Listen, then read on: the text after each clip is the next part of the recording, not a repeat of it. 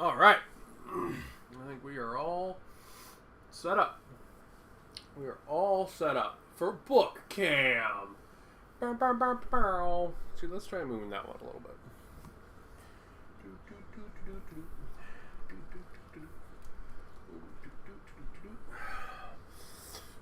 So you don't have to stare at my beard. We'll move this one a little so you don't have to stare at my moves. Unless you want to.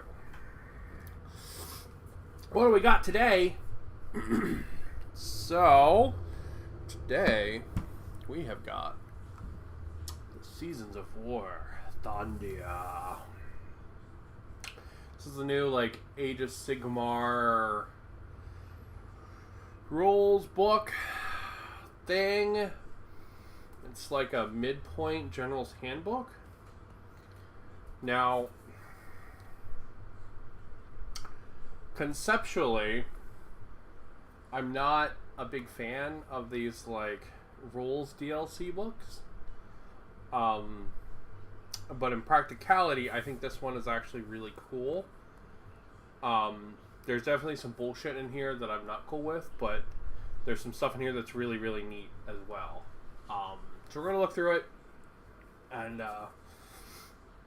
have some fun. Personally, I would have preferred all this stuff had just been in the General's Handbook. Instead of being this, like... Because this is essentially like a more narrative-focused General's Handbook, like, expansion. I would have rather just had the General's Handbook be a bigger book and have all this in it, obviously. But the production quality is fucking bitchin'. And that picture's legit. I wish the model was that cool. That's a way cooler picture than the model actually is. But, we got our Seasons of War Thondia. There is a code in the back. I put some tape over it because I tried redeeming it, and apparently because it's not in the app yet, you can't redeem the code yet. Really stupid, but... So, there is a code in here. I can't tell you what it unlocks, though, but I did try to unlock it. Just to be able to tell you guys, but no luck. Alright. Do you feel it? Do you feel the pounding in the earth, the roar and crackle upon the air? Gur is awakened, forever enthralled to the primal fury deep within its core. The Amber Realm will suffer the assaults of outsiders no more. Gur fights back, and like the creatures that call it home, it goes for the throat. It's really cheesy writing. I kind of like it, though. It's fun. Oh. Alright, there's our contents. Really nice picture of the guy whose roles are in here. And we got just sort of an intro to what this book is. How it's essentially like an expansion. It's really like a narrative expansion for the General's Handbook. We got some background on Gur itself. And a history about like how it's the history of Gur, what it's been doing through all the different ages. There's stuff like I was looking for the Necro Quake. I guess that would be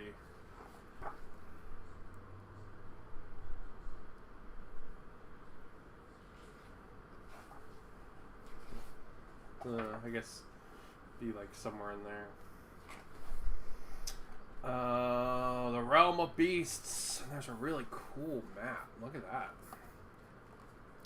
So, you dare refuse my Bajarl? Oh god, I'm lame.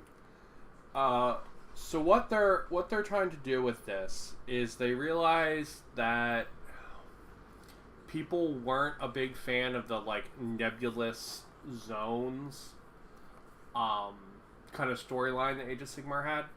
They just weren't a fan of it. You know, it's too bionicle, not enough Warhammer Fantasy. So they're trying to ground the zones a little bit in a little more like recognizable, like, you know, this is this area, this is this area, stuff like that. They're trying to personify that instead of having it be like this big nebulous, it's whatever you want kind of thing. So things like that, this, like, cool map. a really an attempt at that, which is nice. Like, that's a cool area down there, the little islands and stuff. That's really cool. The beast awakens. These are all like different snippets of accounts of stuff. Oh look, we got a really big map. Yeah, and stuff like this is cool. Because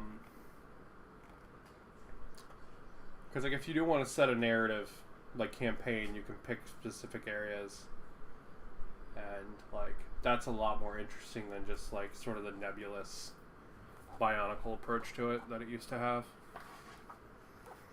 The savage landmarks. The drowned lands. Let's see what that is. Is that my mom? No, that's spam. Goodbye, spam. My dad is in the ER again, so making sure that wasn't my mom. Yeah, it's just different. The crawling pits of Garentia. The Great Gut Fort.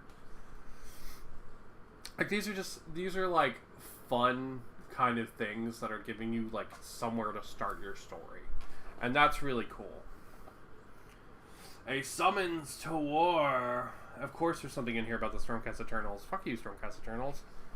Nobody likes you. I say that I actually really like my Stormcast Eternals, but you know. This book ain't about you. You know?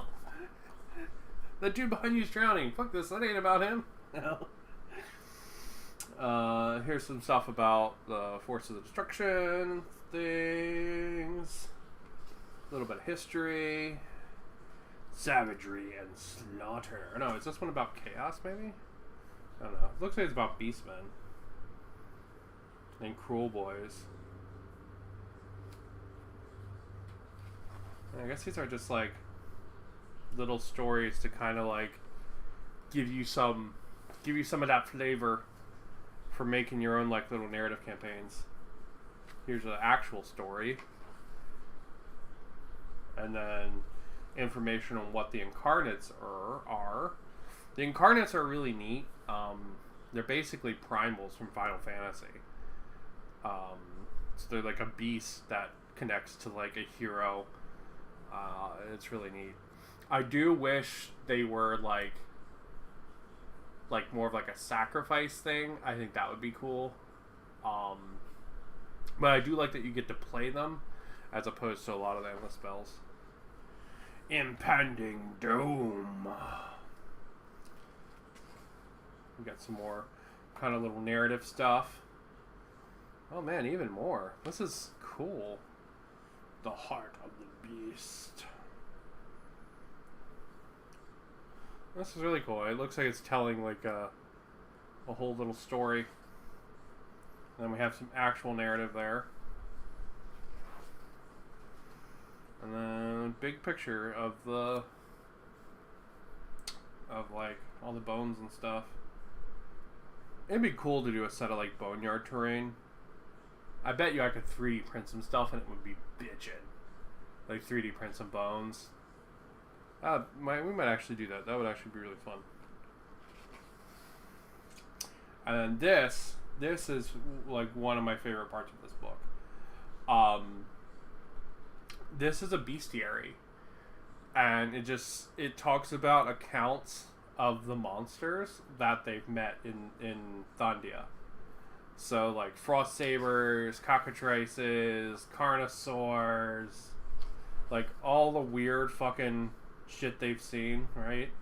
There's a Troggoth eating a fucking alligator.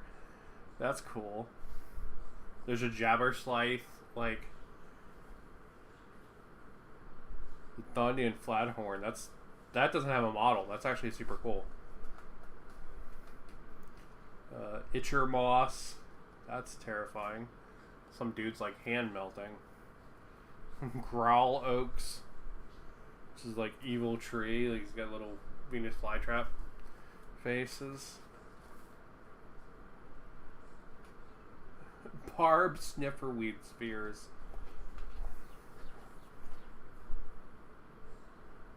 Terrapins. The hell is that?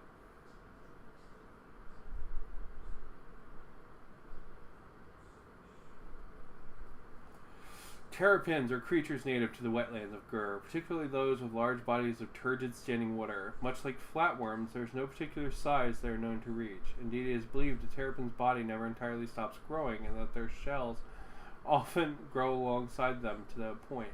It has been suggested, therefore, that the largest specimens may vacate their shells in search of larger homes, much like certain crab breeds native to the coast of Tus. Despite their mostly sedentary nature, terrapins can be vicious, and they are more than willing to tackle trespassers into their domains, even creatures far larger than themselves. According to the swamp explorers forced to deal with their honored creatures as a matter of course, they do not make for particularly fine dining. A terrapin's beak is smeared with toxic secretion produced by glands in its foreclaws. It is believed by those that make their living hunting greenskins, a subject with which I, thank the gods, am only passingly familiar, that the weapons used by certain swamp-dwelling tribes are corroded with this substance, and that a single slain terrapin provide a warband with lethal venoms for many weeks. Interesting. So it's like a worm that lives in a shell. That's kind of cool. Picture's a little hard to see what it is, but neat idea. Alright. What is this? This is the rules for the Incarnates. This model should have been cooler, let's be real. Like, it's a cool model, but it should have been cooler than what it is. This is talking about how Incarnates work. And then here's the rule for the Incarnates, how they, like, go between different states. So, like, they have wounds, but not really, because they just full heal every turn. And what you do with wounds is a chance to move them up and down different states. So you're essentially trying to, like, snuff them out like a fire, if that makes sense.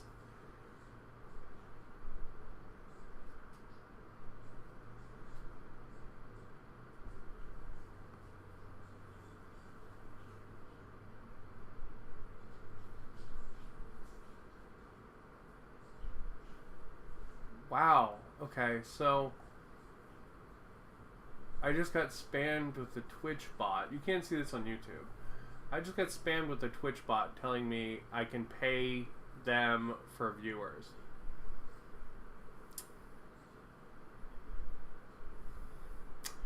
I mean, I don't... Like, I like when people watch my stuff, but, like, I don't care so much that I would buy bots to watch my stuff. Like, that doesn't make sense. Like, who would do that? Like... Why? You know? Like, that just... What? But what? That doesn't make any fucking sense. Alright, so, back to this and not... Whatever... Like... I'm just gonna report you if I remember, you know?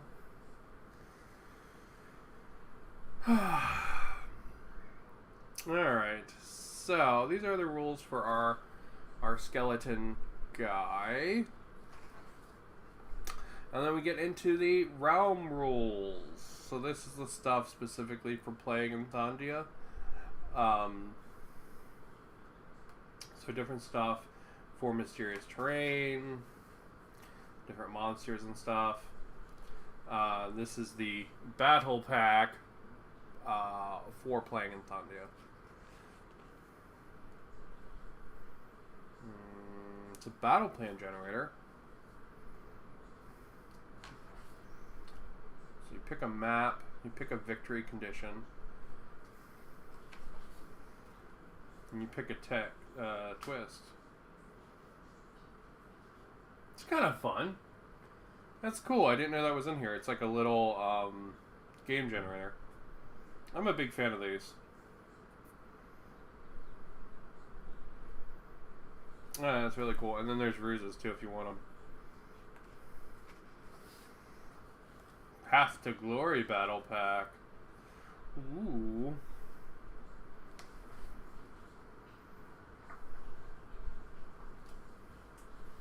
Veteran abilities, thondia quests. I'm going to a quest called Hero Quest. just kind of funny. Prime monsters, scouting expeditions, and then we've got battle plans for narrative play. There's a lot of those actually. And then we've got the Anvil of Apotheosis. So this is the big boy that I really want to stream. We're going to be doing the rest of the stream on. So I'm going to go ahead and I'm going to skip over this because then we're going to go through it and we're going to do it together. So we're going to check out. Okay. New Summons to War Battle Pack.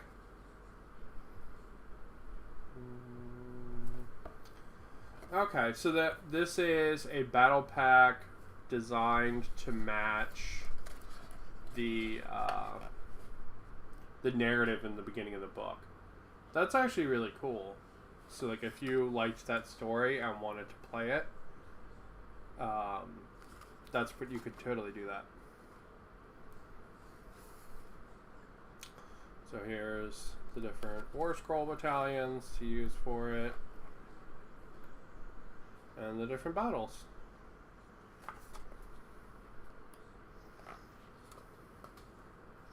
Heart of the Beast. And this is the thondia stuff for match play.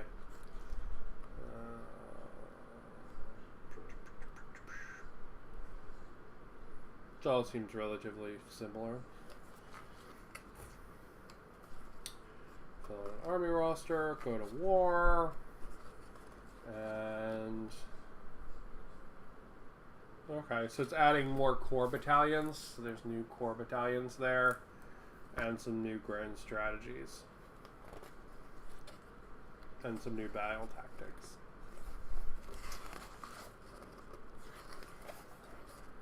Clash in the borderlands.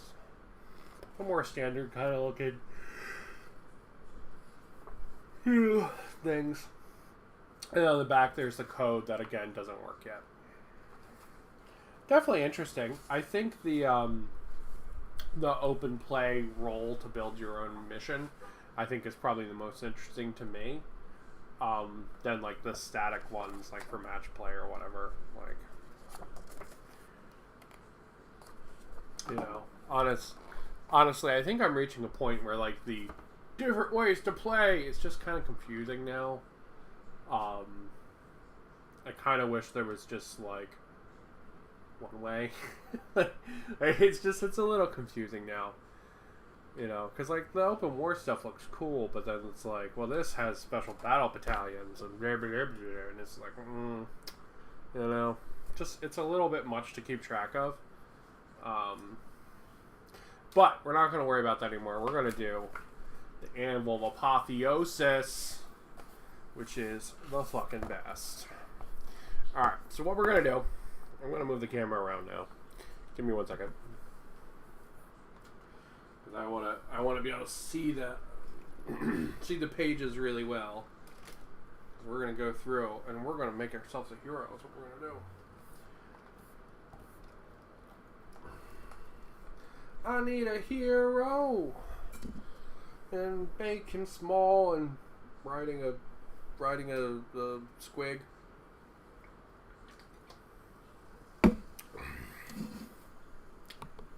Alright, there we go. So we can see it a little better. Alright, so let's read through it. Set a destiny point limit for your hero. Okay. Choose your hero's ancestry. Equip your hero with weapons from the armory.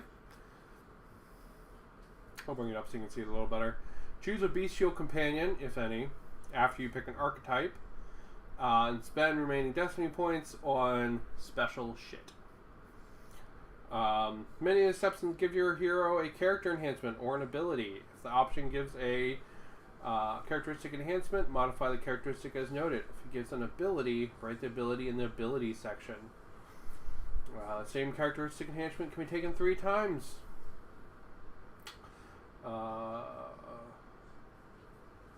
Same characteristic enhancement can be taken 3 times for a hero. However, the same ability can be chosen more than once. then there's additional restrictions. Alright, step 1. What do we do for step 1? What do we do for step 1? We choose the destiny point limit. So we can make a champion, a conqueror, or a hero.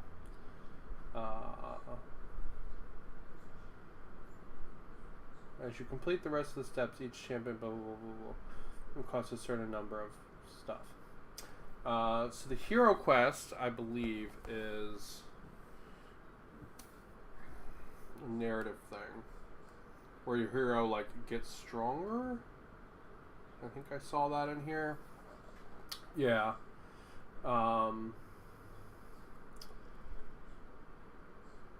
Write down on the quest log the number of destiny points you wish to spend in the anvil apotheosis hero. Then to each path of glory, add 1 quest point to the progress section. A request log for each friendly unit wholly within the opponent's territory. So your guy like gets stronger as you play, essentially. So we're not going to do that one, obviously. We're going to start with Conqueror, which is the 40 point limit, just so we have more options to spend for fun shit.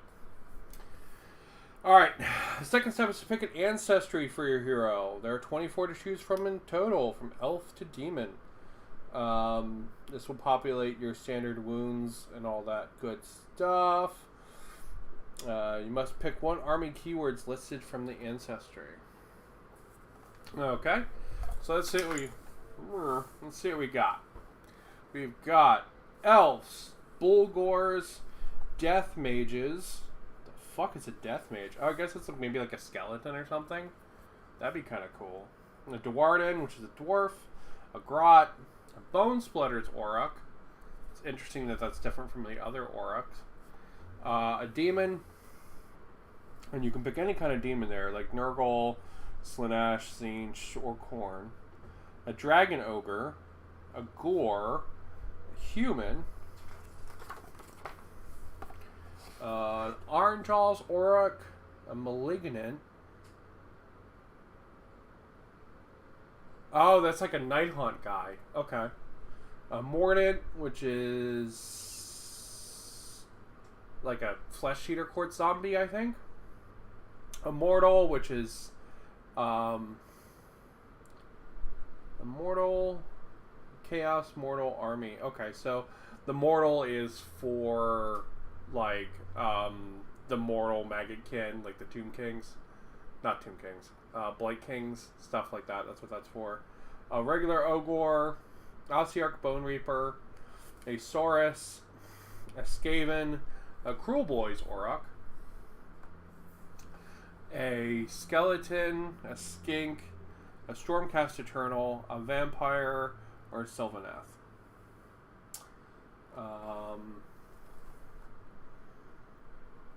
Okay, that's cool. There's a bunch of options there.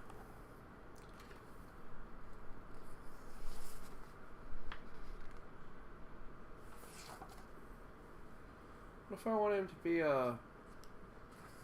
Oh, there's Stormcast Eternal. Okay. Could be a Stormcast Eternal. And then there's human if you wanted like a regular human person. Alright, so we're going to pick a grot. So what I'm going to do with this is I built this army, this little force here. Alright. I'm going to get them all painted up. I have some models of these left over from my army I got from a secondhand from a friend. So I've got this guy right here, who is a broken one of these. He's a broken one of these. It's one of these guys, but this one's busted. So what I'm gonna do is I'm gonna take this guy apart and we're gonna kit bash him and make him into our hero today. So that's my plan. My main plan for today's stream is to actually like kit bash and build our anvil of apotheosis hero, which is going to be this little squig, this little grot here on this big squig. And he needs lots of cleanup because there's some broken pieces, and we need to put him more in the middle of the base, and we got to get this shit off there. And, right, so it's going to be sort of like a hobby Like a hobby rescue project mixed with some kit bashing. So that's my plan for this. So step one, we're gonna pick a grot. All right. I need a calculator. So pardon me while I fuck with my phone, because I'm gonna pull up a calculator. Wah. All right. So grot is 3 points. Okay. Out of 40. Step 3, the armory. The next step is to arm your hero with a weapon from the armory. A hero can be armed with one of the following melee weapon options: a one-handed melee weapon, a two-handed melee weapon, a one-handed melee weapon and a shield, a one-handed melee weapon, or a two-handed melee weapon, a hand bow, and a one-handed melee weapon, one bow and one-handed melee weapon. The weapon options and the profiles are listed in the table below, and each weapon option costs a total number of destiny points. For each weapon chosen, add the profile to your hero's war scroll and write the name of the weapon in its description section. You wish to personalize your weapons. For example, you can name your swords, or you could use the hand bow to represent arcane magic if you want. Okay. So it's like, get creative, bitches. Got it. Alright, so let's see what we got. We have swords, axes, hammers, spears, unarmed strikes, flails, improvised weapons, and then there's the hand bow. And then we have a great sword, great axe, great hammer, great spear, mage's staff, scythe, and melee weapon is a bow. You cannot get malignant shield. It's fine, because my guy is not a malignant. My guy is a grot. Alright. So, it's kit bash time, boys! So let's look at what we've got for options. So, right now, he's got this like kind of little sickle thing, right? Little like magic sickle. So this is all my grot pieces.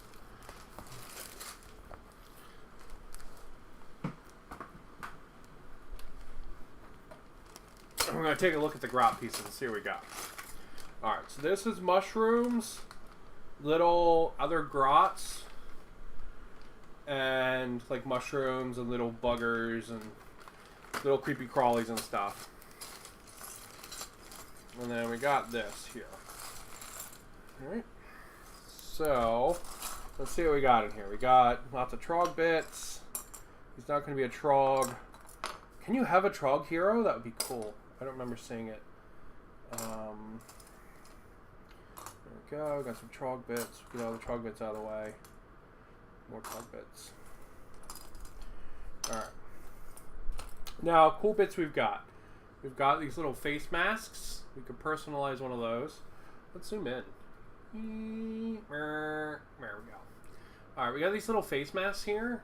Oh, thank you. They're cool. We've got lances. There's a bunch of different kinds of lances.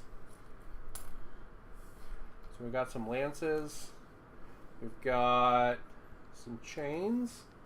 A couple different heads, because I probably want to get him a custom head. There's a guy with some symbols. So, no, we don't want that. Don't want that. We got some more heads. I like these little helmet heads. I think they're cool. There's a ball and chain. We'll put that in with the chains. Okay, here's a different like grot stick.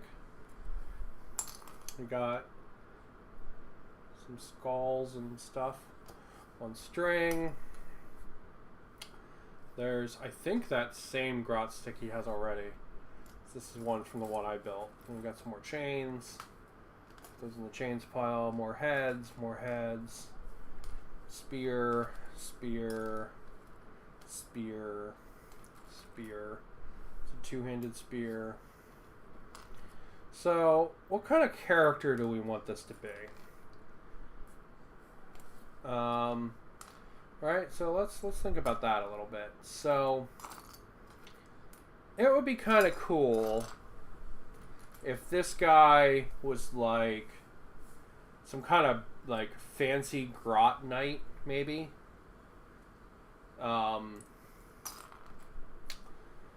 Like maybe he was like a what's the word? Like a Don Quixote kind of guy, right? On like this giant swig, right? Like a diluted, like I am the king of knights kind of thing, you know? Like I am the righteous and good hero. Like maybe this guy's eating so many fucking mushrooms that his brain's just totally gone, and he's like, you know, I'm here to save the land kind of thing, right? That might be kind of funny. So like billing him as like a straight up 100% like grot knight. Camera's really wiggly all of a sudden, and I don't know why. It's really annoying. I'm trying to fix it. What is this? What is this piece? Oh, it's actually a grot.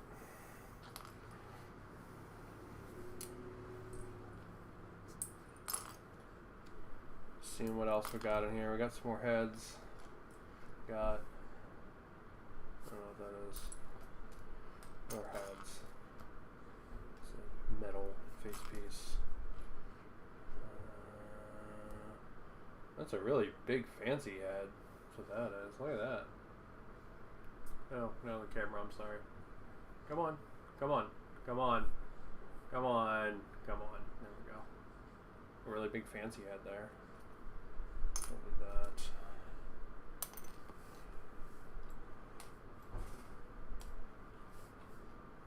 Alright. So we got a bunch of head options. And then we've got... That's a shield, actually.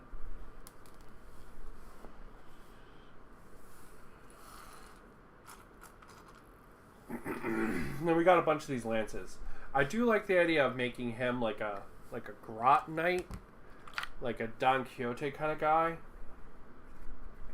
You know, like he's out here questing with his shrooms to rid the land of evil or something, you know? I think that might be pretty fun. Let's try to get these guys off the base. Oop, go. Because I don't want them on the base because they're gonna get in the way of our grot knight. We can get them off, no problem. There we go. Even if it means chewing a little out of the base, which is fine, you'll never see it. Alright, same thing for back here. I'm gonna get this chain up.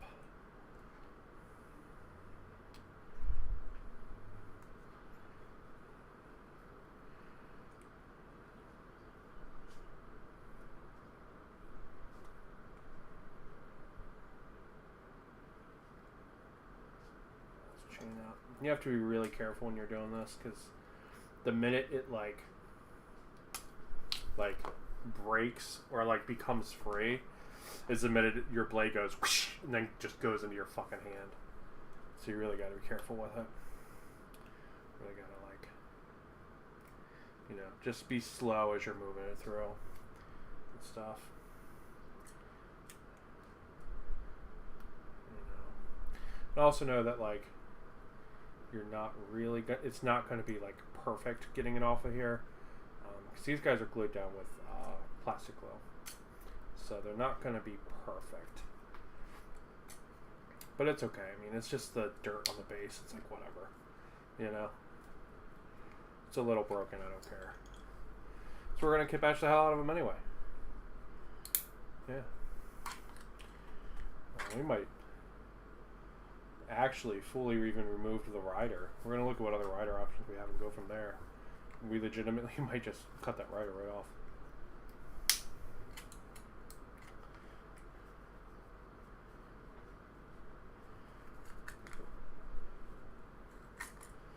We'll look at other grot body options in a sec. Go from there. Because, yeah, I think if we like make this guy like a Don Quixote, like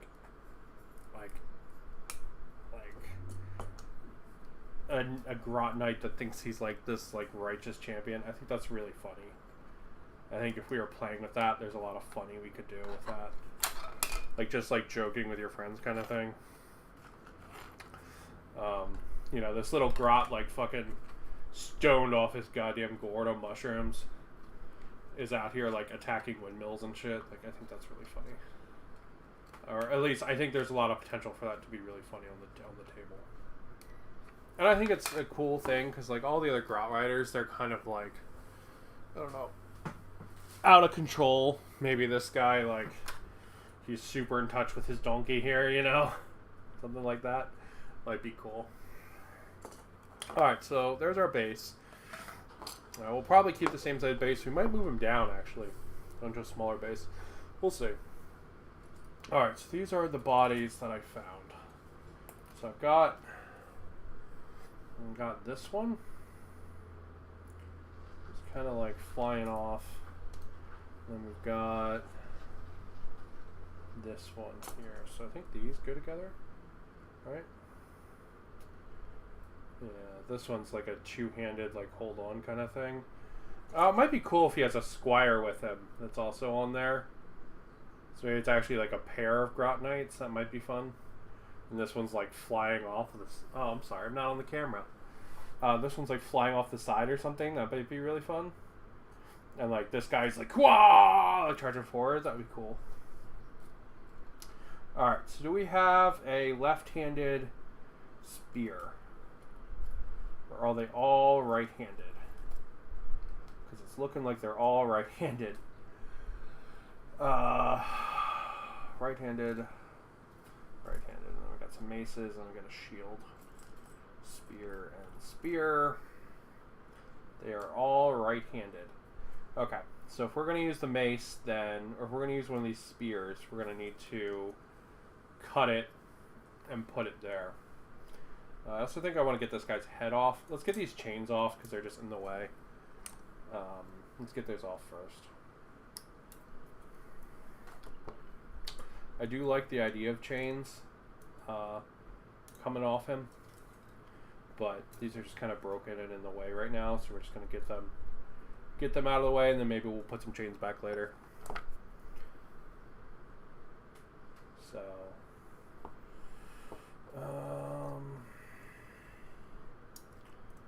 what's the best way to do this? It's really this one chain here. Go and then moving this one as well.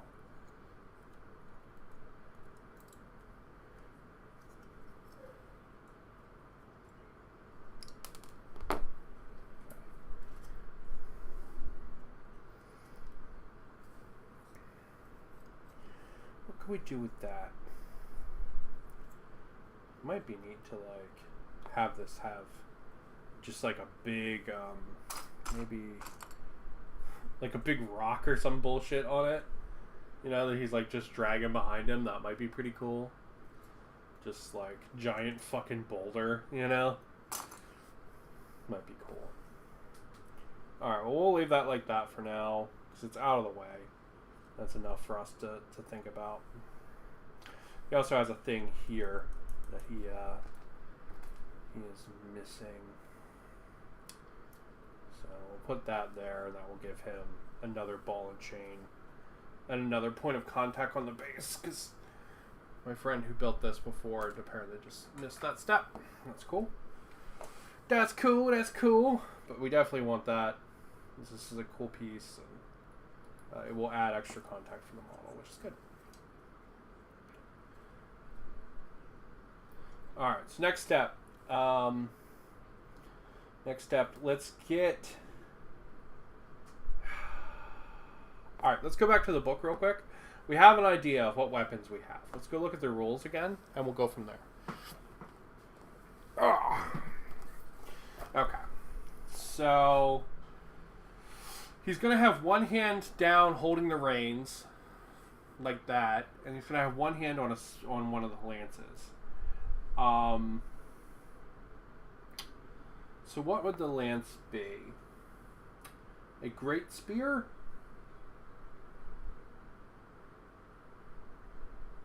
I think a great spear is pretty fitting for what it would be. Yeah, so we're going to say that's a great spear. That's what we'll say it is. So that's going to be +2 for our points. Alright? So he's going to have a great spear. Alright.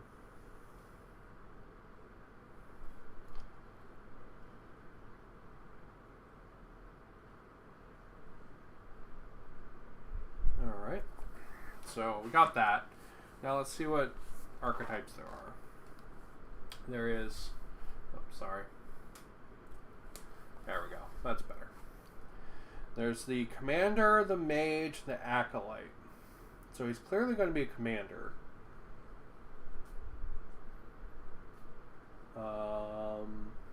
And he can be either a ferocious warlord. Once per battle, the hero can issue the forward to victory or all-out attack command without a command point being spent. It's kind of cool. I mean, that's kind of fitting for a guy that's like tripped off his cord too. He's just like, charge! You know, that's kind of cool. I like that. General with mount only. Once per battle at the start of the combat phase, this general can goad their mount. If they do so, add 1 to the hit rolls attacks made by that general mount for the phase. That's pretty good. That's pretty good for this character too. Because he's going to have the big mount. And he could be like, get him, precious! Or something. And like, they would get extra attacks. What are the options for Acolyte and Priest? Fury of Gur. This player can has an answer value of 3 and a range of 18. If answered, pick one enemy within range invisible to the chanter.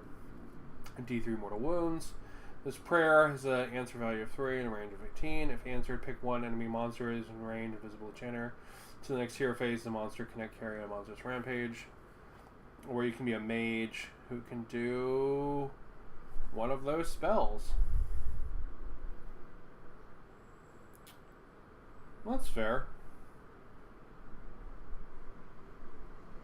The Raised Dead one is really neat because you get to return models. Alright, now we've got our bestial companion.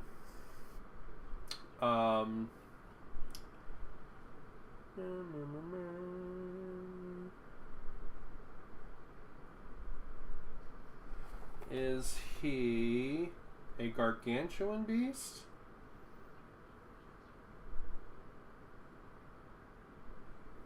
Or is he a mounted beast? So he's definitely not a minor beast. That's like, I don't know, like one of the dogs that lives on their base, like for the Stormcast Eternals or whatever. You pick one of the following.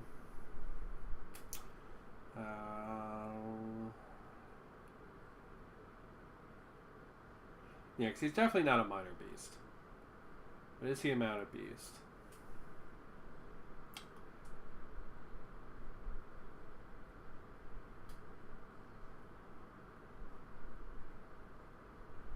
And then he has... So if he's a gargantuan beast, that to me would be like dragons or like Archaon's beast. I think that's probably a little too big for what this guy is. I think it's probably a little more fitting if he's a mounted beast. Yeah, because he's not really a monster. I mean, he is. This thing is literally a giant running mouth, like the size of a person. But he's not a monster in the same way like this is. You know what I mean?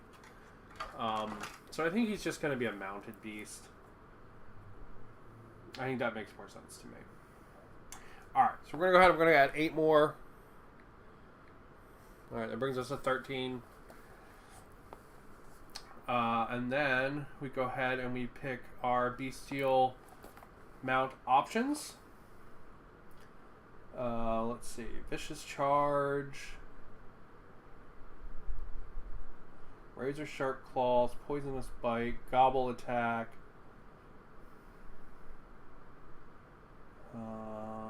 Terror. Savage Frenzy.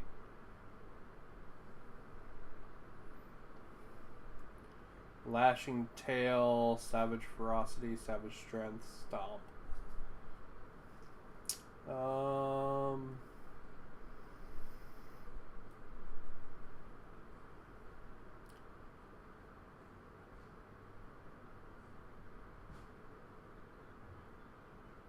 So vicious charge might be pretty fitting, because he's going to be dragging all of the ball and spikes, so that might be pretty fitting, as well as gobble attack.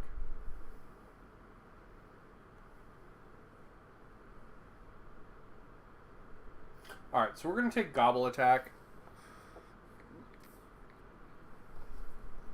I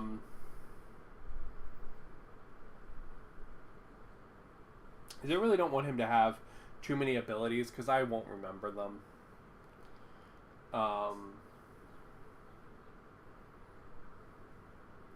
And we will improve. Wow. His melee options for the mounts suck. So let's just improve the stats a little bit.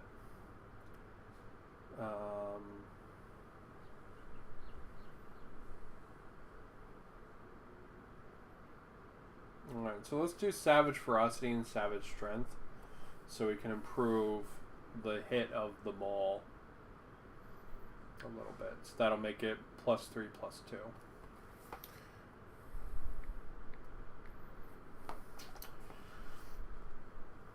Yeah.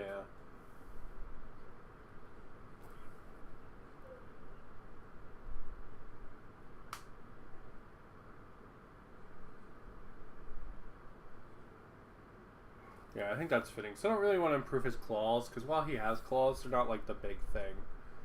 It's really the mouth on the squig you gotta worry about.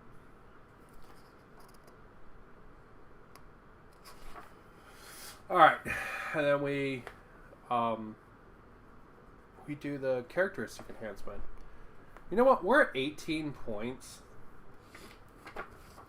So we would just enhance the living fuck out of this guy if we were doing 40. So maybe let's try to do the champion. Let's do the 20 points. Let's go to 20. Let's see. Inspiring, Weapon Master, Superior Strength, Ferocity, Superior Speed, Superior Vitality, Superior Leadership, Extra Armor.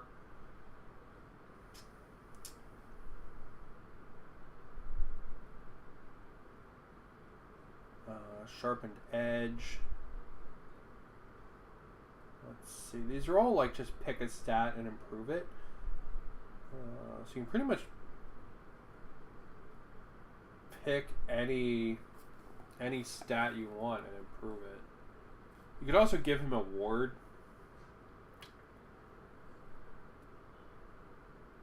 I can also make him fly. Can you fly, Grotty? Technically he's riding a squig, so he should be able to fly. But I'm not going to be able to do that within 20 points. Because that's 3 and it would put me at 21. No, it would put me at 22.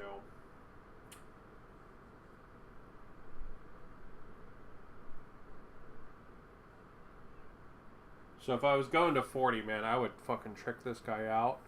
But we're not. We're trying to keep him at 20. Because 40, like, I would just dope this guy out and he would just be like a monster wrecking ball.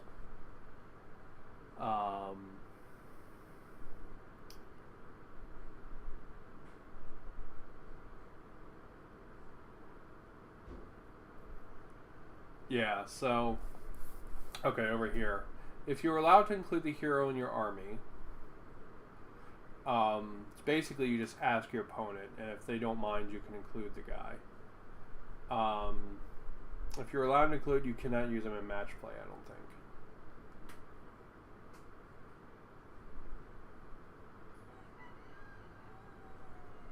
Yeah, you can't use them unless they specifically say you can. So to calculate the points value for this guy, you take the destiny points you used, and multiply it by 10. Um,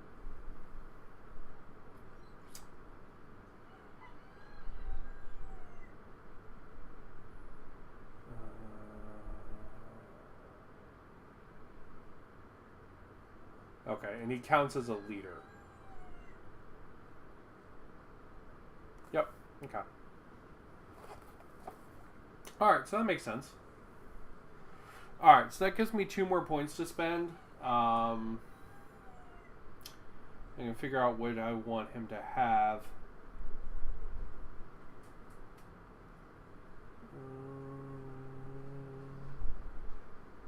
I could just flat out give him more attacks. Or I could just give him more life.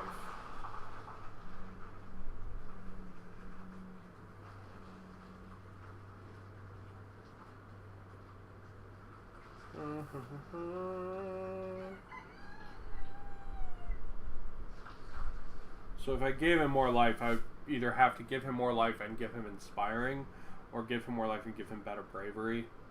He's not going to run away either way because he's a one-man unit, so bravery is fucking useless.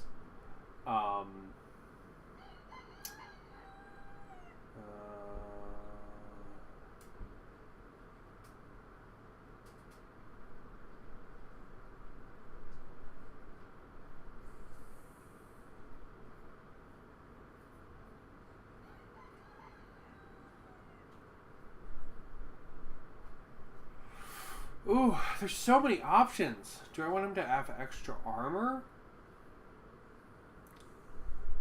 Do I want him to have... He can't have a ward, unfortunately. I really like ward saves. I'm a big fan of those.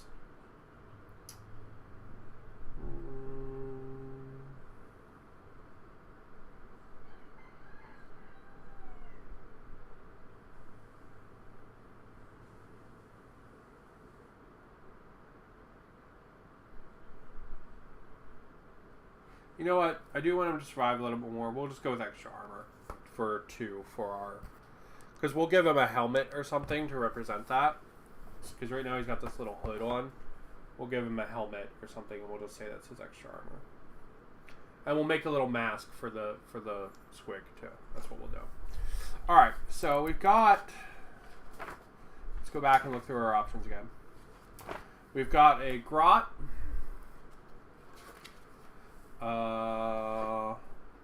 With a great spear.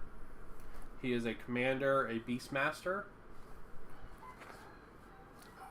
He has a mounted beast, which has a gobble attack. And it had some other enhancement. What was it? It was gobble attack, and there was one where it hit better.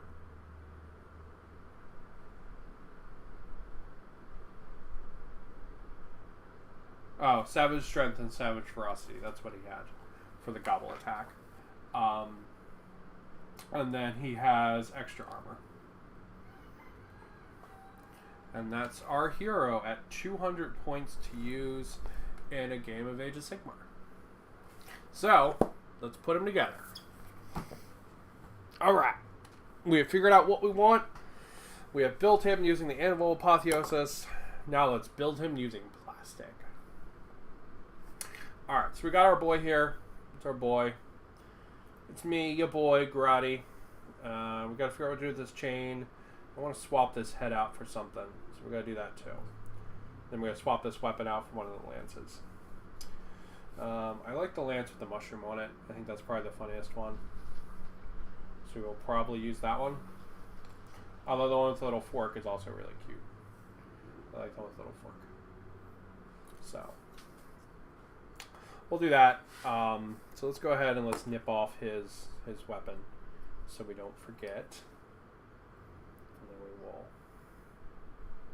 Oh, there we go. We'll do that. And then... got some nubs. Gotta clean up. There we go. Alright, now we're going to figure out how to get this head off of him. It It's like built into the chest, unfortunately. So let's look at some of these little heads, and then we'll go from there. So that's a head with a hood. That's one of the helmets. All right, we'll put all the helmets to the side. That's a hood head. What little helmets? This head's just too fucking big, right?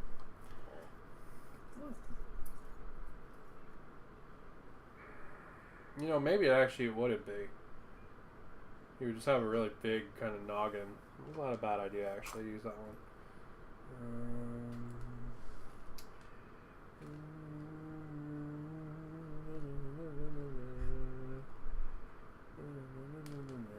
Alright, zoom in again.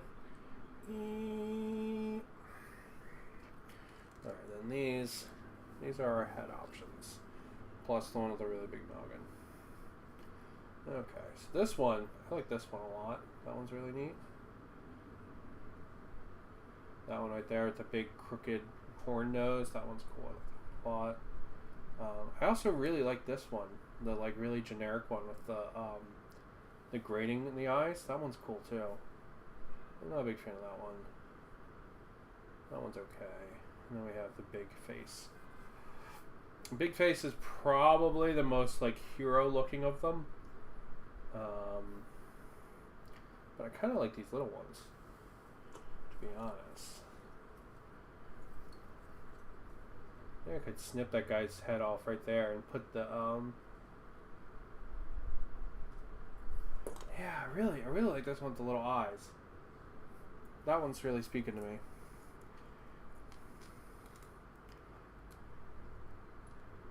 Alright, let's nip his head off and we'll go from there. Oh, there's one with the visor up. Ooh, the one with the visor up might be the winner. Alright, let's cut his head off. Switch into the other nippers. Let's cut his head off.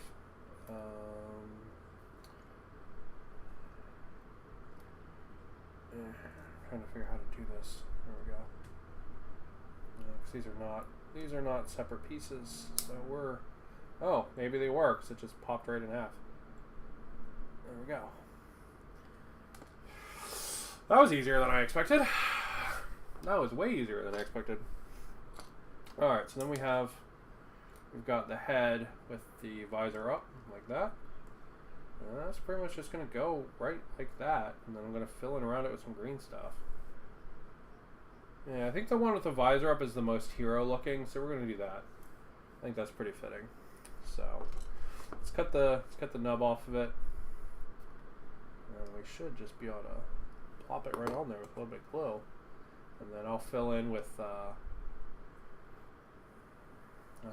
green stuff, I think. And I'll make him like a little like collar out of green stuff. Or do we want to green stuff first? Let's green stuff first so he has a little bit of a neck, I think. No, hold on. We want him looking that way. How's the head that I just removed fit?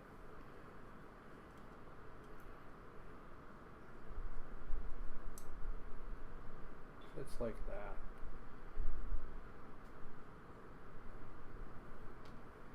So I want this head to fit like that. I think if I glue that and then green stuff around it, it's probably the best way. So yeah, I think that'll look okay if we keep the same angle. Alright. There we go.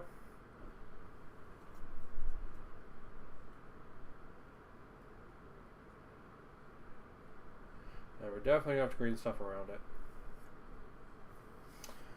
Because there's going to be big ass gaps, but it's okay.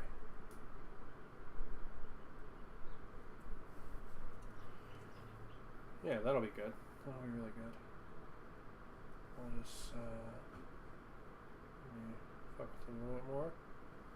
Because oh fuck, it keeps getting stuck to my goddamn finger.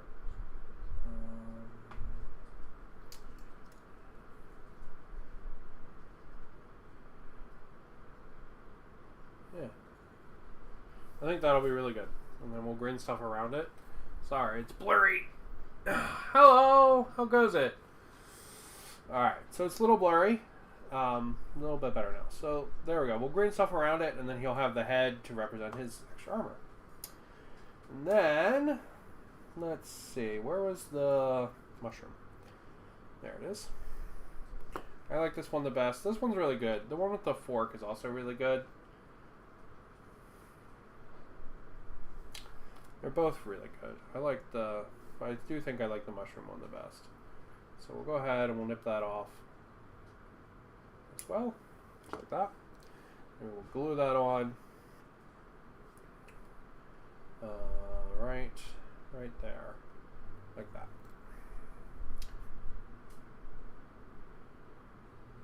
Would have liked to get one of the armored gloves for this, but there's not one with a left-handed face, so.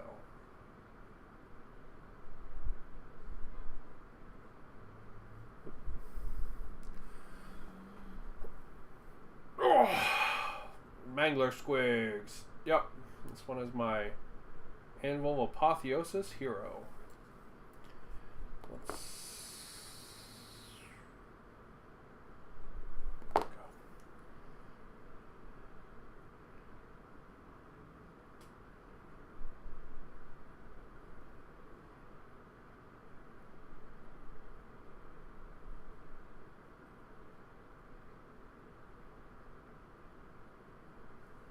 There we go.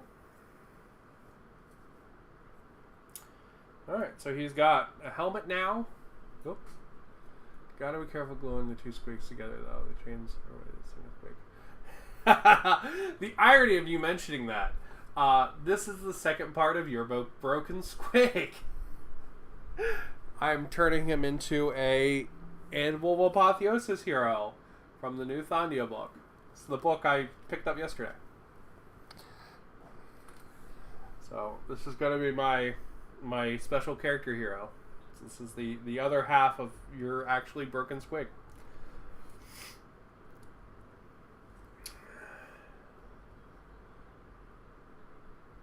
Alright, sweet. So he's got his great spear, he's got his extra armor.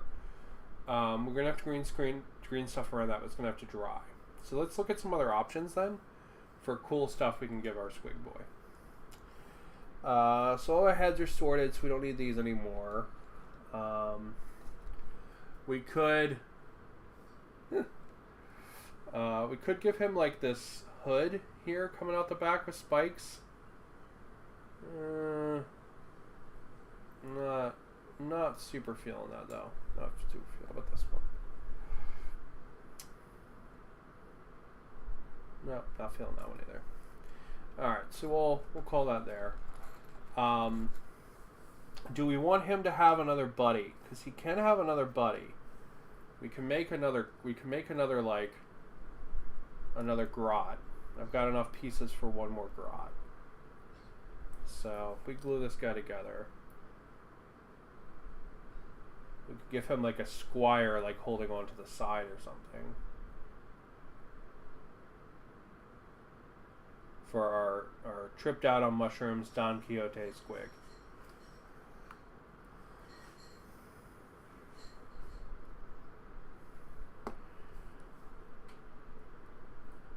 He's here just fucking baked out his fucking mind going on adventures. And there we go. Alright, so we got this guy here. We can put a different head on him. And we could do something like put him like he's fallen off the side or something like that. That might be kind of cool. It might also look stupid. Or we could put him like on the back, like here, like he's riding like second on the squig. Like he has to ride on the squig's butt, you know. And he's like struggling to stay on, kind of thing. Might be kind of cool having like a dual. Yeah, it's fun. It's fun. And it's a nice way to use a busted dude and make something really cool out of it. So yeah, he could have like another grot friend there, like just hanging on the back, and it could be like a two-person squig. That would be kind of cool, and it would also really set him apart from the other squigs. So that might be really fun. So let's see if we can get one of these helmets to fit. I really liked that helmet with the eyes. This one. I liked this one a lot.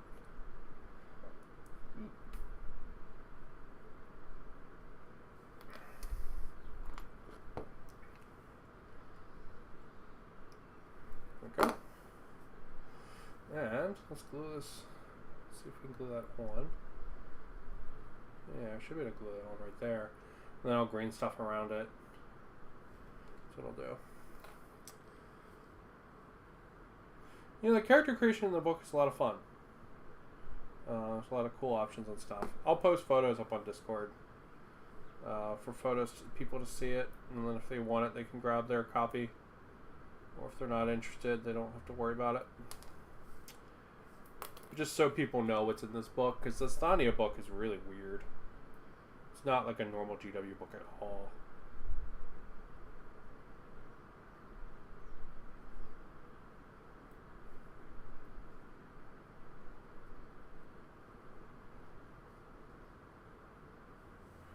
There we go. So you can have a little helmet too. Would be like 2-person Grout Rider. 2-person Grout Rider there. You know, if this guy has a helmet, maybe it'd be funnier if the guy in the back does. Maybe if he has just like a hood, that might be funnier. You know, like he's like a nobody or something. Isn't there a hood where it's like over the eyes? Oh, look at that one with the crooked nose. That one's really cool. I swear there was a hood, a face that had like a hood over the eyes.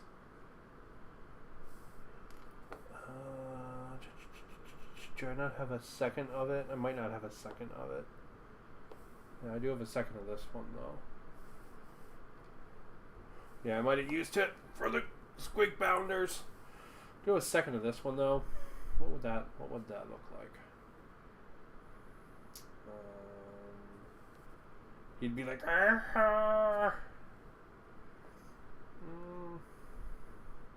yeah. If he's a squire, it's cooler if he doesn't have a helmet, I think. So we'll snip his nub off as well. And we will give him just the hood. Just like that, and then we'll glue that in.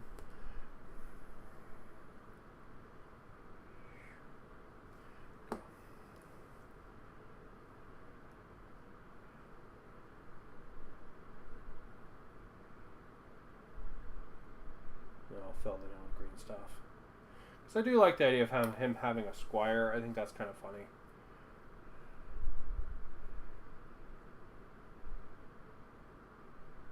You know, if this guy's like pretending to be like a knight while he's all tripped out on fucking mushrooms, like if he's got like another grot that he's like tricked into thinking he's like a real knight, that's just funny, you know.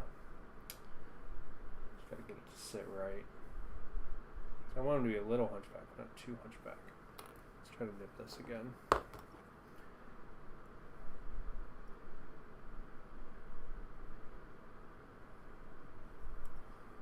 Go. Yeah, so my idea for this guy is he's like Grot Don Quixote, and he's like tripped out on mushrooms, and he's convinced himself that he's like trying to save the land. You know, that he's like some like noble knight, and he's like out here trying to like do justice. You know, and this is his little friend that he's convinced to go with him, who's not having a good time riding on the squig's butt. Like that. He's just like, fuck my life. You know. Just having a bad time. You know, on a bad day, riding his squig along. There we go. I'm going to put the feet there. Like that, so they match onto the holder. Right? The stirrups match onto the the chain there. That's pretty good. Probably turn him a little, so it's a little more in line with that guy. Yeah, and then both the feet are on the line. That's the important part. So when we paint it, we'll just do brown up and around, and then I'll probably have to green stuff a little bit right there, maybe. We'll see. All right, so we've got our Grot Knight there, and we got his buddy, right? So he's got his great spear. He's got his helmet for his extra armor. We'll fill in those gaps with green stuff after it's all dried. Then we got to do something with this chain. I want to put something on there, like some balls or something. And I want to look at maybe doing a mask for the guy. Get rid of that knob. All right, we got a little bit of a seam we got to fill right here. Remember that with a little bit of glow and help fill that seam up. There we go. Cool. Nice. All right. So we're getting along. So let's look at the masks options we have. We have this one right here, which has a little bit of dingle hoppers falling off of it.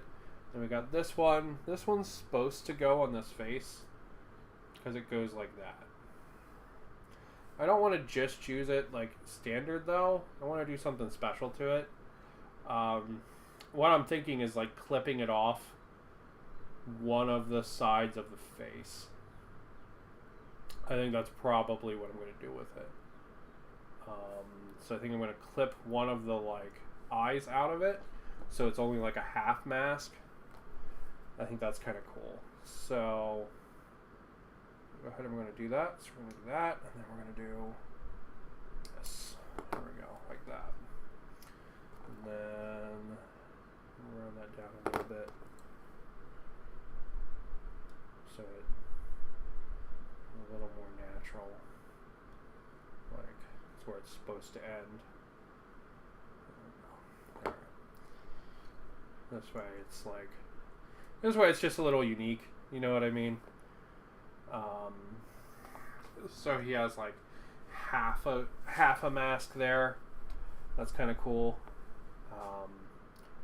We could take some teeth off of this one. We could take the little dangles off this one and put them on him as well. That might be cool, actually.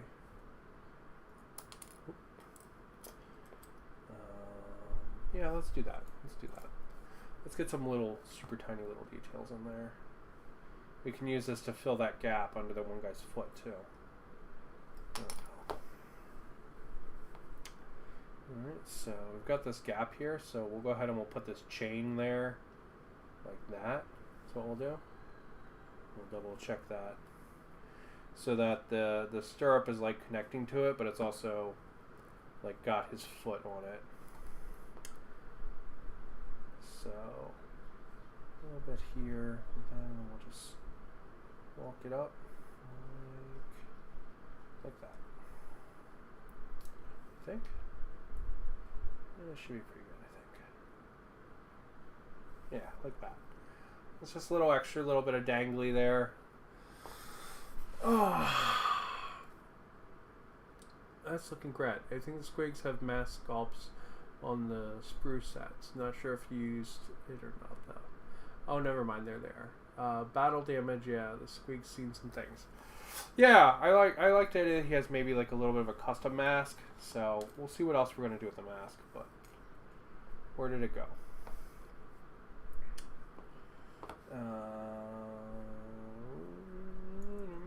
It's a neat piece. Where the fuck did it go, though? I dropped it. Ah, here it is. Alright, so yeah, I think it will also keep part of the face open, which will make it seem more like a character, which is pretty cool. So with that,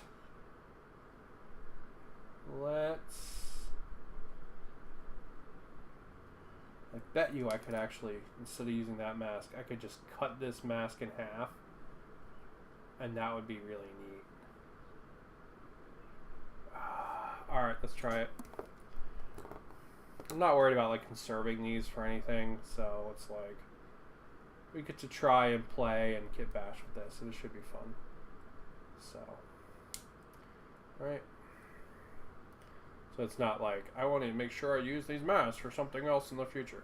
No, it's not. We're not worried about that. We're just having fun with plastic.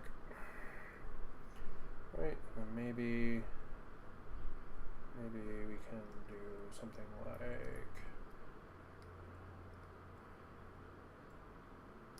this, maybe, and then I think we're going to need to cut a little bit out here for the horn.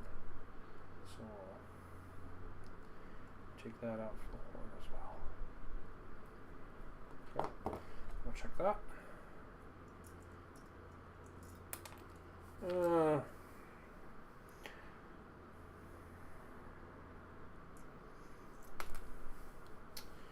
The other one just fits nicer because it's intended to. Yeah, we'll do the other one. So, we'll start here and then we'll see what we can add to it. I like the idea of maybe adding some teeth to it. Oh! Oh!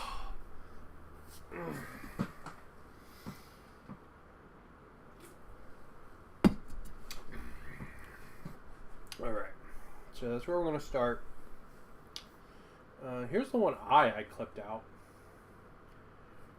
No, where's the other eye I clipped out? Is this it? It's part of it.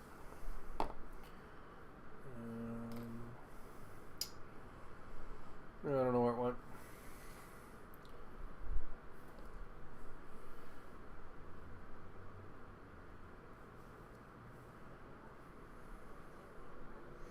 Could imply that this squig has multiple eyes on one side. Could be a thing we do. You got me sparking ideas for a character now. Yeah, it's fun. That's why I like anvil apotheosis. You get to make a guy. Do you like? I don't know.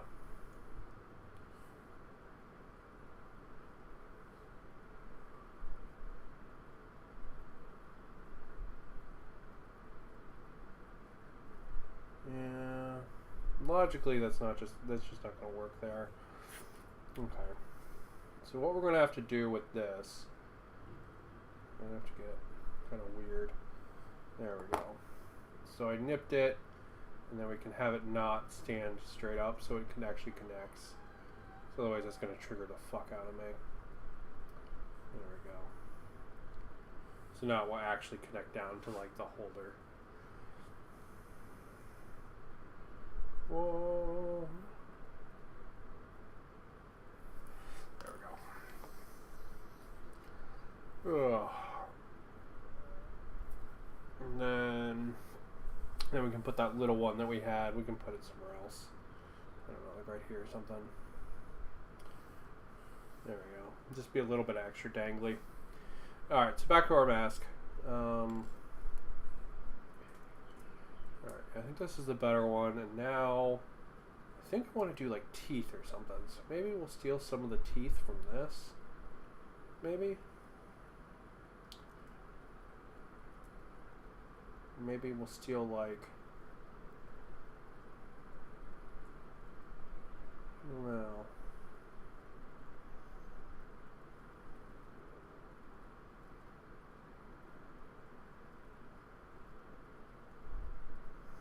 I wonder if I could, alright. We're going full crazy kit bash mode here, boys. Let's go.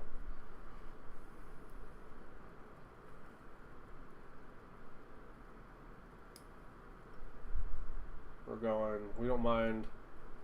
Where are we going? We don't know. So where are we going?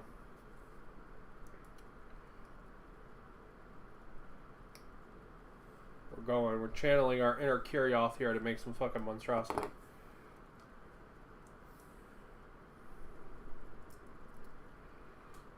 No, that just looks like a mustache of teeth. That's weird. Yeah, I can just nip those teeth out though. Let's see.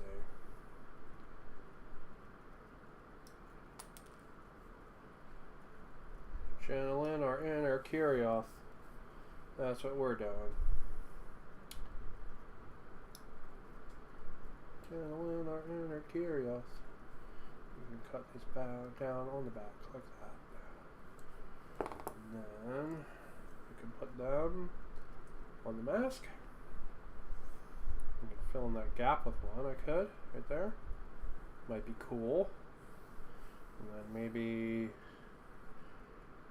like another one right there as well. Yeah, that's cool. We'll do that. Alright, let's trim this other one down because it's not trimmed down yet. Let's take care of that. This should look pretty darn cool when it's all done. Assuming I don't lose the fucking teeth in my beard. Yeah, shit.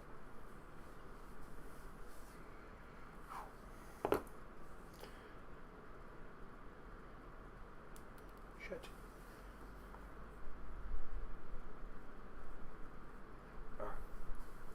Alright.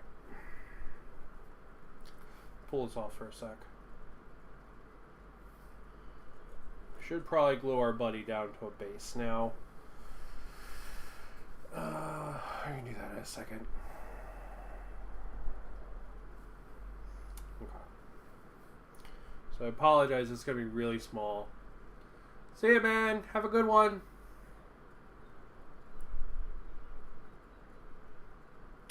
Probably going to be really, really small. I apologize.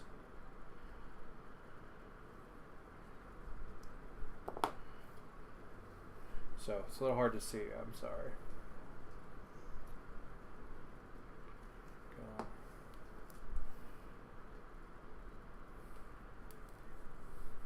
Shit.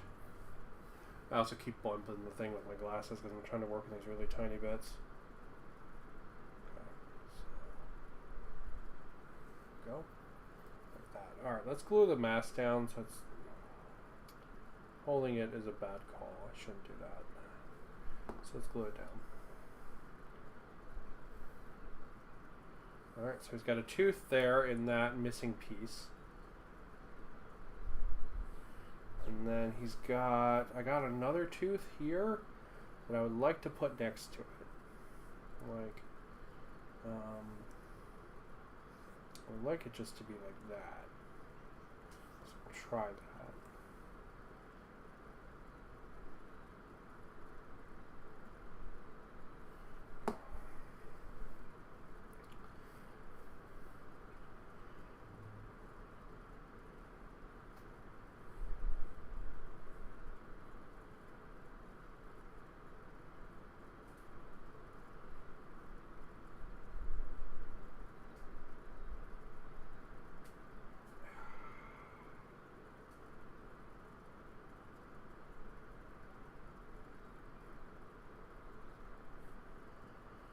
Yeah, that's cool. I like that.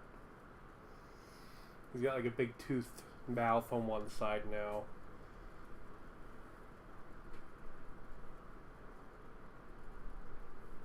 That's really cool.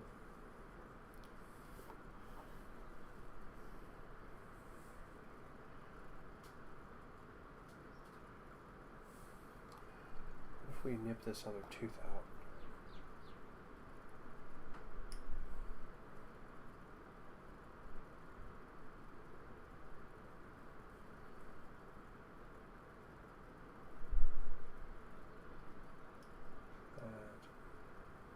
That. Shit.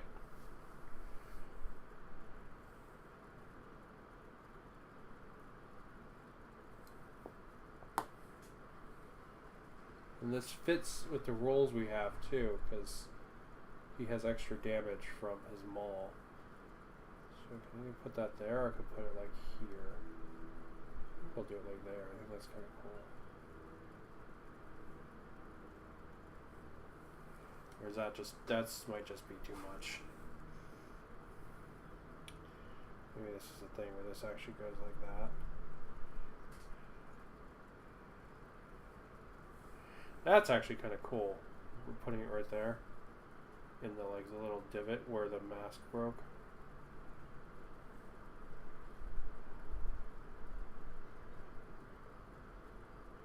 And that way, oops, sorry, since I'm zoomed in, I'm all over the camera. That way there's like a divot where you can see the real teeth underneath.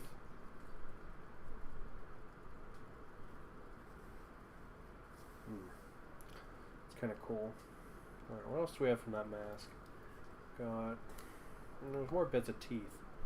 So we've got these. We could put those in there too. That actually would be really cool. Let's look at that real quick.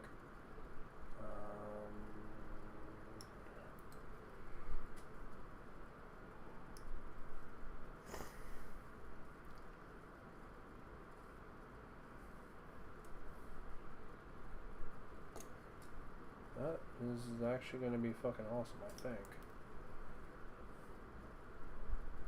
We'll trim it down in the back again. Sorry, I keep going off the camera, I bet. I'm back on, okay.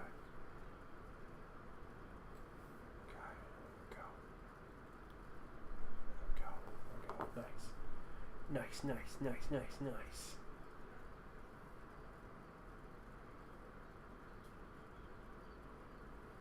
Oh, yeah, that's good. That's going to be really good.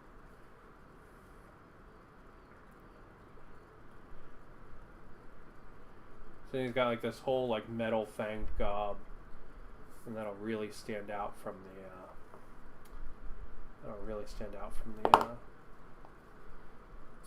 let's angle this a little bit like that. It'll really stand out from other ones because he'll have this custom helmet. Right, so I'm gonna do one of these. I'm gonna angle it the other way, so instead of aiming inwards, the teeth aim outwards.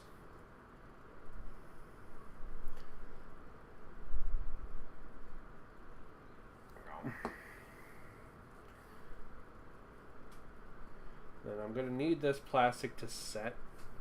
So when it's done setting, I'll come in and I'll fill the gaps a little more. But if I try to fill the gaps with plastic glue right now, it's just going to fall off. Because it's going to reactivate the glue that's setting to hold it in place.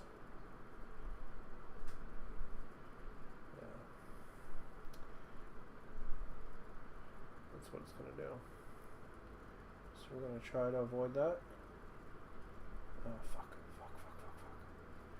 Come on.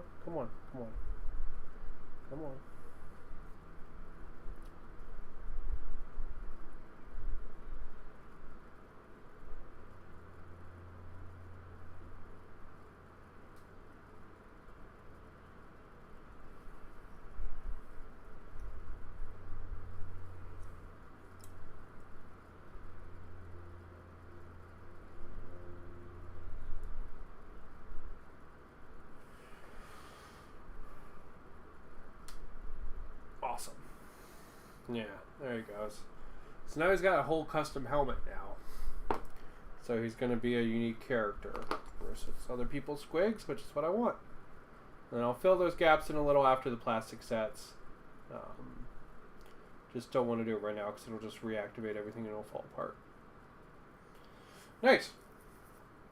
Very nice. Okay. So we got to figure out something to do with this chain. And let's see what other bits we have. We have these little dangles coming off the mask. We could totally use those. Let's figure out somewhere to put those. They're really neat.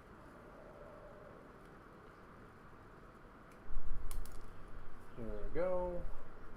Get them off there. We'll keep them together because I think they look nice together, but there we go. Maybe we'll have them coming off the chain on the other side. The like little waist chain. So it's not just like one little piece, but maybe like a whole set. Be kind of cool. Alright. So we got that little one there. You could have them coming off here. Like, shit. Or we could have all the little ones coming off in the same kind of area. That might not be bad too. Like that. Stop. That might not be bad. Or we could put it over here. Because the truth is, like, when you look at the model, it's like an entire experience. You're not really just seeing one little area of it. Because it's not like such a massive model that you have to, you know. Could have it coming off down here too.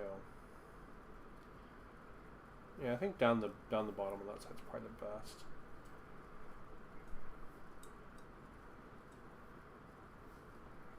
Let's do that. Like right here.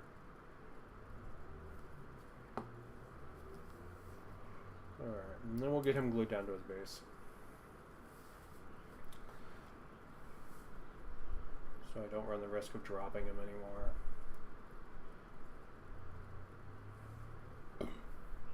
Excuse me.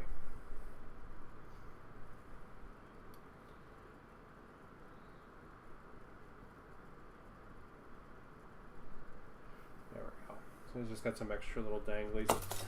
Now, see, that's what I was worried about. Okay, all the teeth are fine. The heads are fine. Okay. He took that fall perfect. Okay, we're going to take it. We're going to take it. I'm going to go glue him down.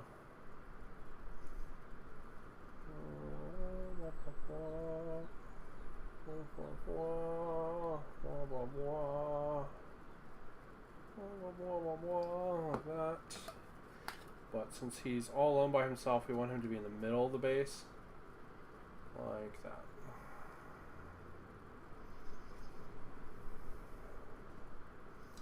You know, and I don't think we're going to scale him down base-wise, because it's still a pretty fucking massive squig, even if there's only one of them.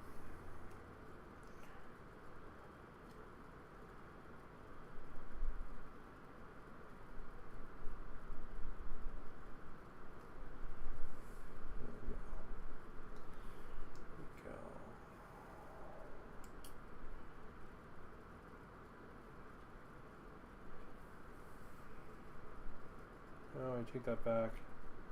His mask did take a hit, so let's fix it. His tooth here got pushed a little bit. Just wanna fix it up.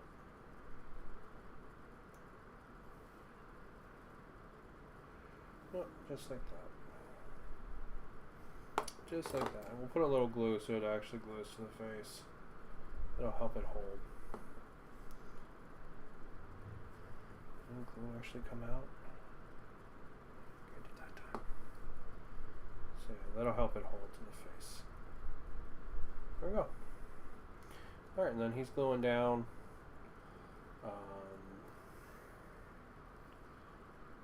Alright, cool. Cool. So all that's left now is to figure out what to do with this chain here. And then our hero is complete. He's got his spear, he's got his extra armor, his squig has a custom mask, something really cool we wanted, and yeah, he's repositioned on the base, so that's good. So the only thing left to do is his chain. Figure out what to do with that. So I have a couple of these little hooks here, which could be cool, but it's a big chain for such a little hook. I've got one ball and chain there. I've got part of one there. Got more just chain and more just chain. And just more chain. So I've got a couple little ball and chains here and there. So I've got this one here, which is essentially complete. So we got that one. And then I've got this one, which is missing something. It's missing like the back side of it. Is that a piece that I actually have? Let's see. Oh, I also could just do like fucking axe. That might be cool.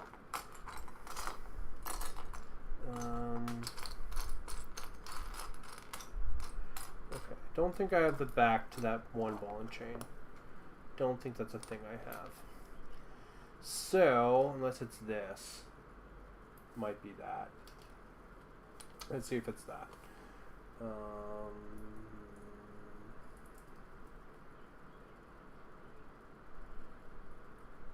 see.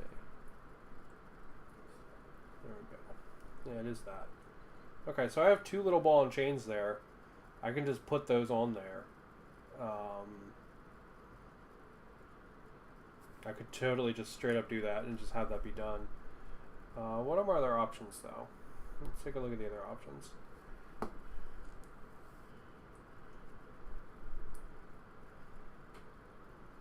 There we go. Alright, so we've got 2 little ball and chains as options. What else we got? We got... what that is... I've got this big piece of, like, Dwarden architecture from one of the hammers.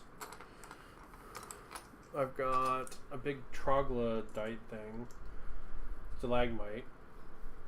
I could put on there. It might be neat. I've got another piece from one of the like piece of Dwarden architecture. That one's got an open back though. I don't think I have a back for that. I've got this big rock.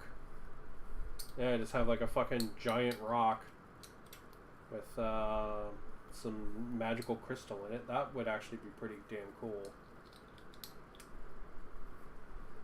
That could be pretty cool as well. I've got magical rock. I've got a piece of dwarven architecture. I've got the 2 little balls. Looks like that's my options. More like little dwarven heads. I don't know where they went though.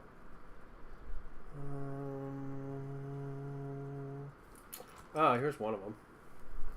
So there's like a little dwarven head. So we could have like a ball and then like a little dwarven head. But the thing that's on all of these is the balls though. So I kind of want to do balls because of that.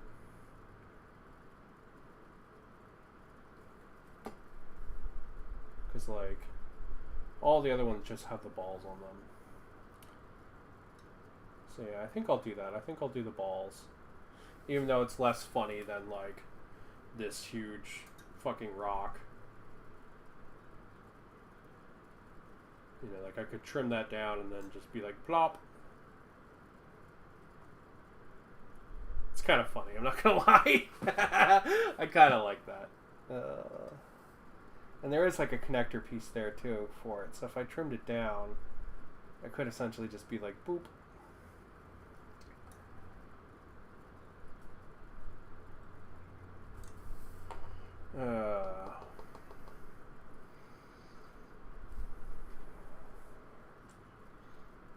I could give him... Technically, these are on other chains, so I could just straight up be like... there's chains everywhere, bro. You know?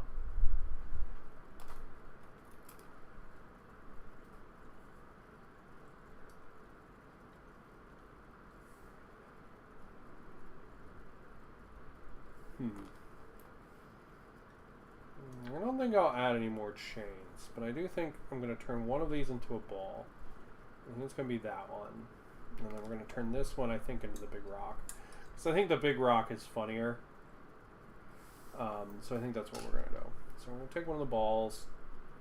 And this one is a little more malformed, but this one is a little... It's got like that spike. Let's do this one. And we're going to take that. We're going to... snip it, I guess, like right there.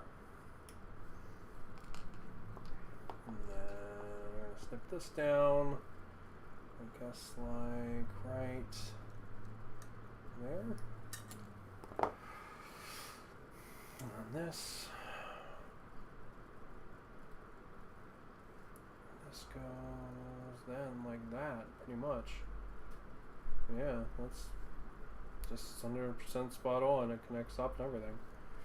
Alright, so it's going to get a couple different pieces of glue on it, so it has more than one point of contact. So we're going to do that one. We're going to do that. And it's going to do this. Like that.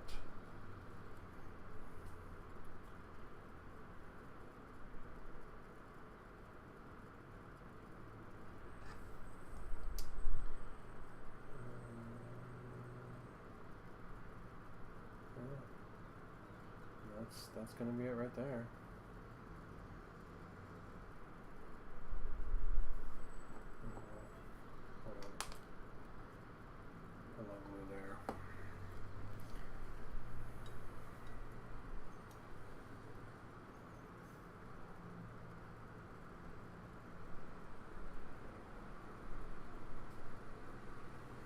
there we go. And that one's connected and secure. Or it will be secure in a couple of seconds anyway. It's got to dry a little. Then this, we're going to need to cut this thing here down. That needs to go away.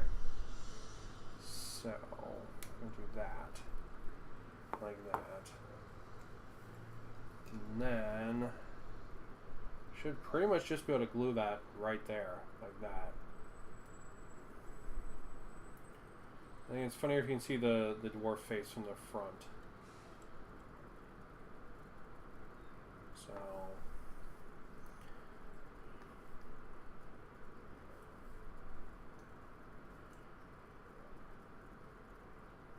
we could have it like facing backwards. That might make the back of the model look more interesting. But being able to recognize what it is instantly from the front, I think is probably the better call. So that's going to just go like that, essentially. So we're going to do a little bit of trimming down on this nub here. Like that. And this is just going to get glued right there. I'm going to call that done. Actually, let's try to be a little more precise with getting rid of the wood.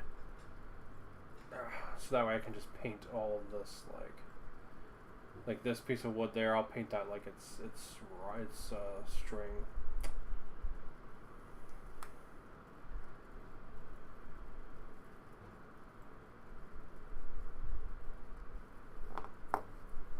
Now, I could pin this because it's a pretty big piece, but I don't think it's super necessary.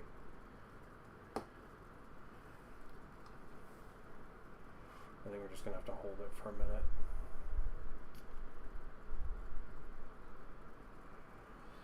So yeah, hello, how are you? I am making my grot hero. Kept bashing him based on the choices we made for the anvil of apotheosis. This is going to be my Don Quixote grot. He is going to be tripped out on mushrooms out here in Thondia on his glorious adventure. This was probably going to be too heavy. We're going to have to pin it. Out here trying to go on a glorious adventure. And, yeah, trying to, like, fight Bulgors and whatever crazy shit he's going to get up to. Going to go on adventures.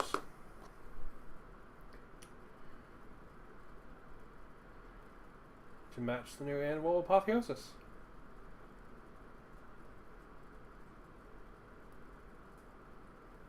There we go.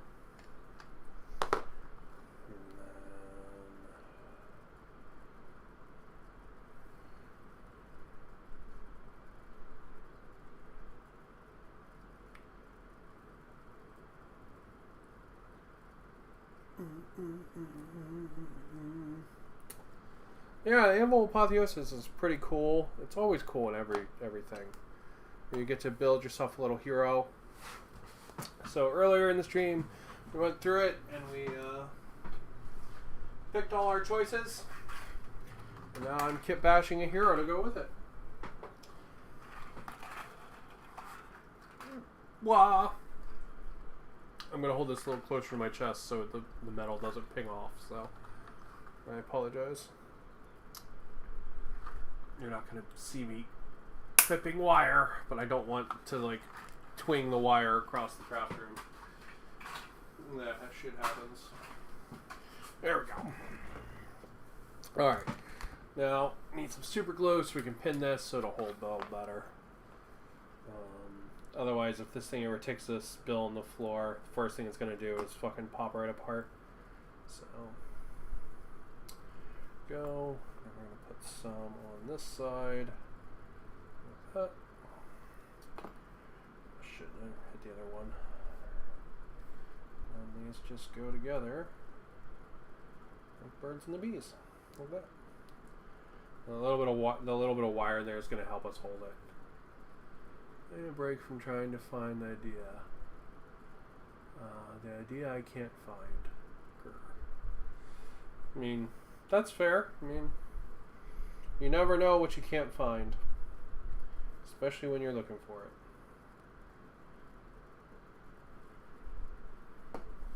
I am essentially rescuing this broken mangler squig. I got him from a friend who was selling his army. And I've used the other broken piece of him for an orc kit bash. And now I'm using him for my Anvil of Apotheosis hero, who is going to be my Grot Knight with great spear and extra armor.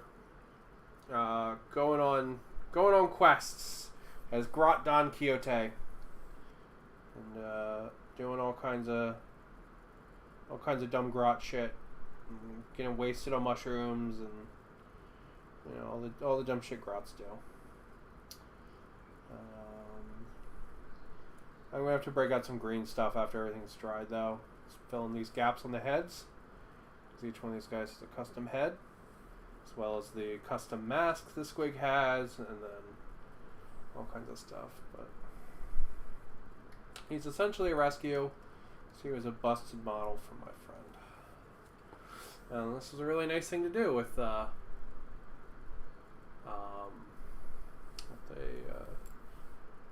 broken model.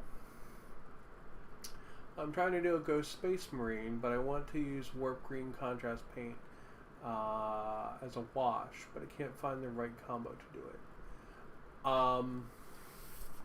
You want to use Warp Green Contrast Paint. Are you using contrast medium to mix it down? So if you want contrast paint to still behave like contrast paint but be thinner, make sure you're using contrast medium. Otherwise it behaves more like a shade if you mix it with water.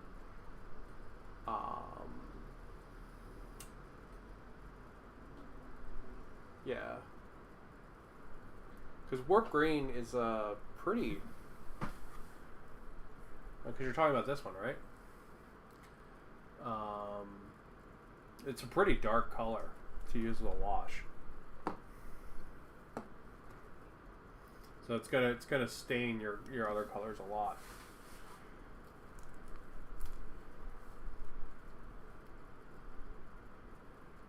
Using water, trying to get like a shade to just dirty the white of the ghosts. Give it a warp shade like Warp Ghost.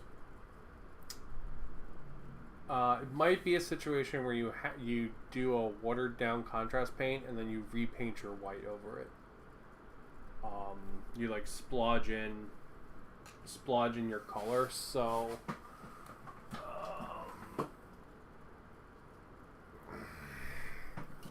I did something similar on this really dirty terrain.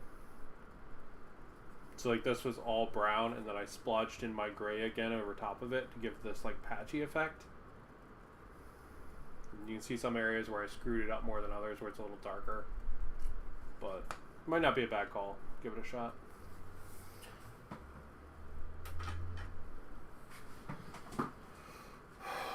Also,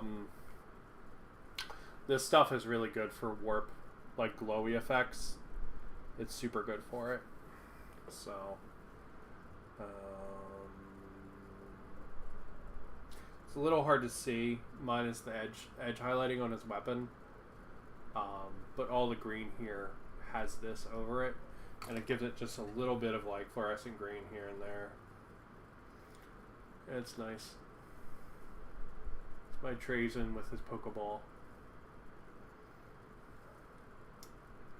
So it's a nice color. Ugh.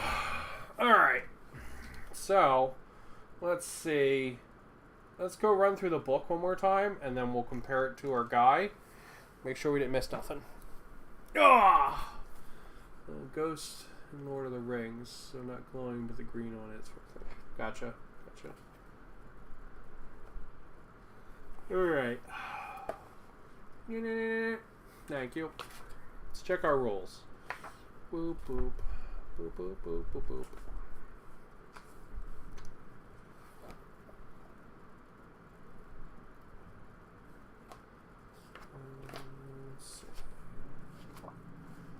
Thondia Indian veteran abilities, Thondia's territories.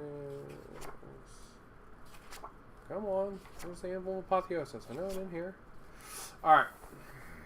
Alright, we picked our grot as our ancestry.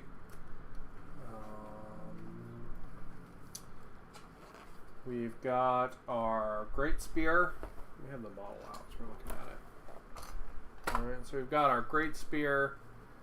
We've got our grot.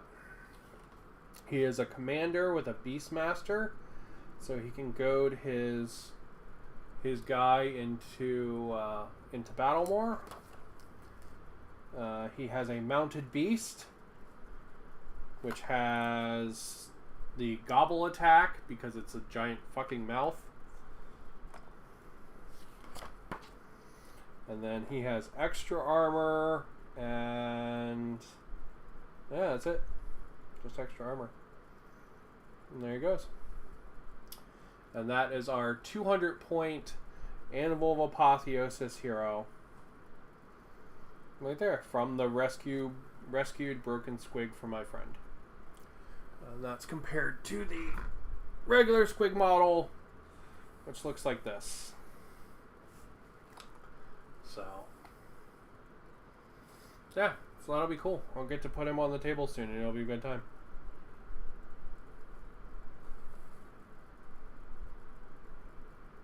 Whoa. Very fun.